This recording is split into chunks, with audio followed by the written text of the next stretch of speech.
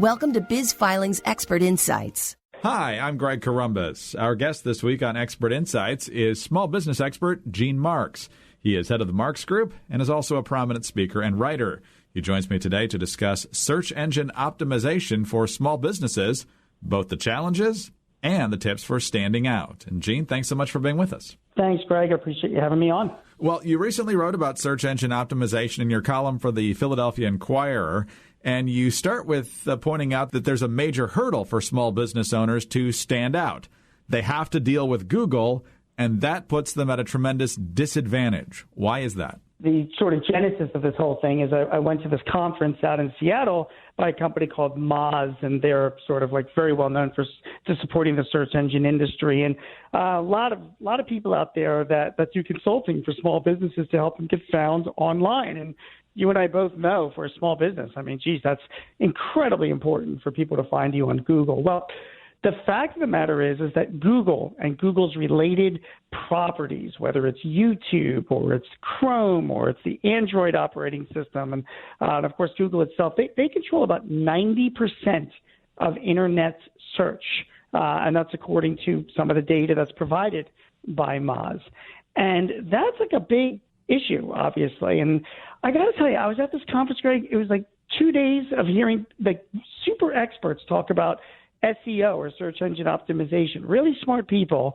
And every single one of them were like scratching their head at the end and saying, well, that's what I think will work, but who knows? Because in the end, it's all about Google.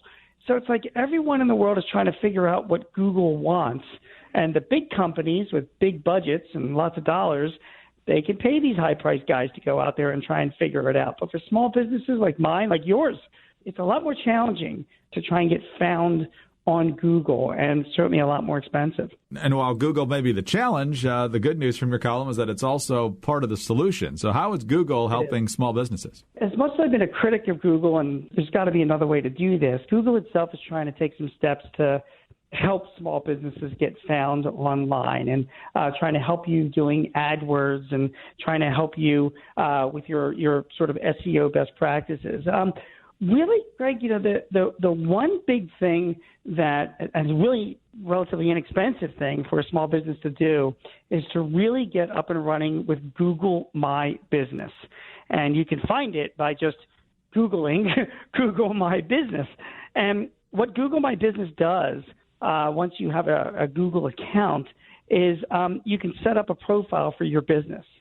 And it's all free, although, you know, we can talk about hiring some experts to help you. But with Google My Business, it's very important to fill out all the information that Google is asking for and share as much as possible, not only the description about your business, but the products that you sell and, of course, your location and photos and all that kind of stuff. And when that happens, when people search for your business, you see the search results come up. A lot of times you're right on the right-hand side of the Google search window. And Google itself is hyper-localized. So if you're searching for somebody that's selling fertilizer, in one town, and you search, the people with Google My Business listings in that town are going to come up first.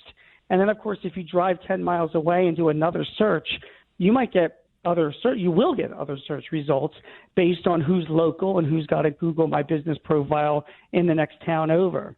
So it's a really critical way to get your business found, and it's really important if you're going after a local customer base as well, to really do what you got to do on Google My Business. And I apologize for just rattling on here, but reviews are super important, Greg, with Google My Business. I've learned this as well. I mean, that people leave reviews on Google.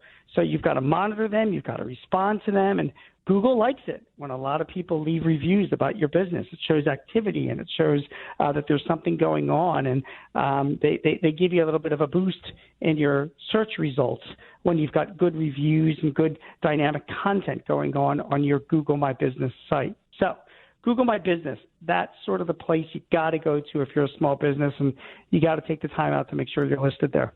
Well, let's talk about a couple of the big points you brought up there. One is proximity and the other is reviews. So let's start with proximity, because if you're searching for something, oftentimes I've noticed one of the default options that Google has now, because they try to finish your sentences for you, of course, which is never annoying, is that, say, looking for like a plumber or a bakery near me. Is usually how it comes down in the taskbar. So how is this tool different from that general pop-down option? It's the same, really. I mean, it's using the same underlying algorithms, and it's just that there's a difference. If you're looking for a plumber, so say it's Greg's Plumbing, which, by the way, is an excellent business to get into, Greg, way more profitable than the radio business, you know. If you look for Greg's Plumbing in Northern Virginia, you'll not only see like maybe a listing of plumbers near Greg's Plumbing near me or plumber near me, you'll see that listing. But if you've got a really good Google My Business site set up or page set up, more information about your business will show up than your competitors in the area. So it'll list that more out. So it really kind of uses the same algorithms and works in connection with this. And be aware, Google has integrated this more with maps. The more photos that you show of your business starts appearing on maps as well if you want to drill down to it or not. They're making this very mobile friendly as well. So they're continuing to invest and expand in it. And because Google knows what the problem is. With small businesses, we have small budgets, and we're still trying to be found like the big guys. Exactly. But as you point out, whether it's photos or other content, updating content, getting more content up on whether it's your social sites or your main website or other ways is going to help you stand out. So the more you produce in terms of content, that will also appeal to this algorithm, correct? Yes, and that brings me down to the next big issue, which is cost. Google My Business is free to get that set up, but what I have found running my own business, and from talking to a lot of business owners, is that no one has the time to do this, you know? I mean, we're running our businesses here, and we're not expert in writing content or being social or, whatever, So, a lot of business owners have to look for consultants to help them. And I think it's a good idea to consider doing that. So Google My Business works really well, like you just said, when there's content and there's reviews and there's activities and there's stuff that's going on. And Google likes that. It's a dynamic thing, and they will reward you with better search listings when you do that. But you're probably going to need some help. And that's where the cost comes in. So you should be looking to hire somebody to help you write content, to post a couple blogs a week, maybe a video or photos, to respond to reviews, to make sure that your content is as dynamic as possible. It might only be a few hours a week. And honestly, you can hire a great social media expert to help you, and they might run you $100, $200 an hour, or, depending on what content you want, you could hire a good marketing student, an undergrad at a local college, who can do that a lot less expensively and still get some content up there and keep your Google My Business page vibrant. But you got to have activity there if you want to be noticed. Gene, let's get back to reviews for a second, because I've noticed that whenever I'm done interacting with someone and they assume I'm pretty satisfied, and usually I am with the service that I've gotten, they hit you with a request to give a review. And if you don't do it, you might get one or two more in your inbox because they really know that helps them. So from a small business owner perspective, what's the best way to encourage customers to leave positive reviews in an effort to actually get them to do it? And how much pushing is just annoying after a while? Well, let me ask you that question. When people ask you to leave a review, do they? Do you? Sometimes I do. It depends what else I'm doing. I usually try to, especially if I've gotten really good service. If it was okay and maybe not exceptional, I'll usually put it off and maybe not get to it.